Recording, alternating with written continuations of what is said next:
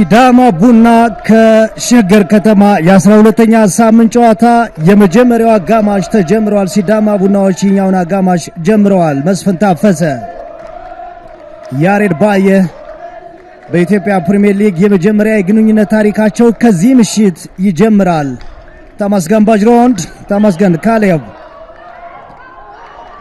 ዘነበ ከደር፣ ፍቅረ ኢየሱስ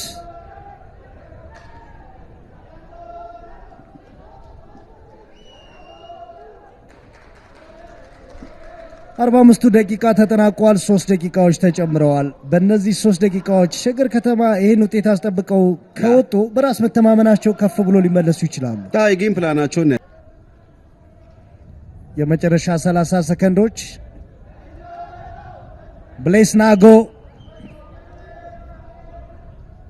ሬድዋን ደግፌ፣ ብርሃኑ በቀለ፣ ተመስገን ደግፌ፣ አለሙ ብርሃኑ፣ በድጋሜ ብርሃኑ በቀለ። ሸገር ከተማዎች አቋርጠዋል። ዘነበ ከድር መሃል ላይ ሬድዋን ተቀብሏል። 8 ሰከንድ ይቀራል። ሬድዋን ናስር ወደ መስፍን ታፈሰ። መስፍን የመጀመሪያው አጋማሽ በዚሁ ውጤት ያለ ጎል መጠናቀቁን አሰልጣኝ አልቢትሩ ዳንኤል ግርማ ያረጋግጠዋል። ምናልባት ይበልጥ ተከላካይ ሽፋን መስጠት ወይስ ወደፊት ማጥቃት ምን አይነት ኢምፕሩቭመንት ይፈጥራል ማየት አለበት። ግን ትንሽ ሰርፕራይዝ አድርጎኛል። ሲዳማ ቡና ከሸገር ከተማ ሁለተኛው አጋማሽ ተጀምሯል።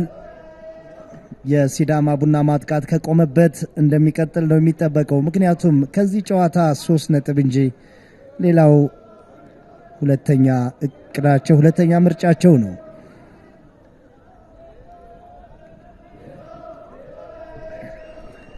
ሄኖክ አዱኛ፣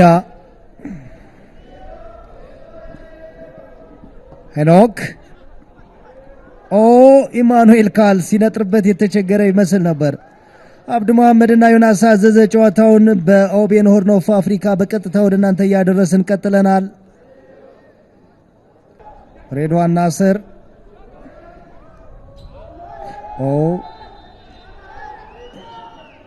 አቤኔዘር ህዝቅኤል፣ ተቀይሮ የገባው ተጫዋች በምስጋና ሚልኪያስ አቤኔዘር ሞር የተከላካዩን ክፍል የሚያግዝ ተጫዋች ቤንች ላይ 245 በተለይ ወደ ሳጥን አቤኔዘር አብዱ አቤኔዘር ዳንኤል ካርድ እንደማይመዙበት ካውቀዋል ፊት እየሳቀን ተመልከት። ግን አደገኛ ፋውል ተመልከት፣ ከጀርባ ተመልከት።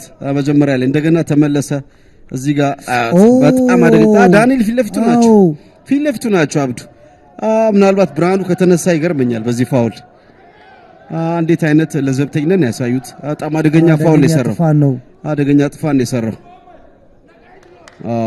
ብርሃኑ። ቢጫው አያከራክርም። ቀይ ነው ቢጫ ነው የሚለው ነው ሊያከራክር የሚችለው። ከፍ ያለ እግሩ ከፍ ብሎ ተነስቷል። በውስጥ እግሩን ያገኘው አይፉት ነው። ኳሱን ማግኘት ኳሱን አላገኘም። ኤክሰሲቭ ፎርስ የተጠቀመ ይመስላል። ቢጫ ካርድ ቢጫ ካርድ ሰጥተውታል። አሁን በቢጫ ከታለፈ እድለኛ ነው። ተረጋግተው ነው ውሳኔ የወሰኑት። ተመልከት። እኔ በቢጫ ካርድ አብዱ አደገኛ ፋውል ምን ኳሱ ላይ ማግኘት እድል የለውም። ስላይድ አድርጓል። እግሩን ተመልከት ከፍ ብሏል። አደገኛ ፋውል የሰራው አደገኛ ፋውል ምን ጥያቄ የለውም። አቤኔዘር ህዝቅኤል የቡድን አጋሮቹ ዘርበል ቢጫው ተገቢ ነው እያሉ እየገፉት ነው ከአርቢትሩ ለማራቅ። በትክክል ቪአር ያለበት አይነት ጨዋታ ቢሆን ያለም ያ ደግፌ ኳሱን በጥሩ ሁኔታ መከላከል ይችላል።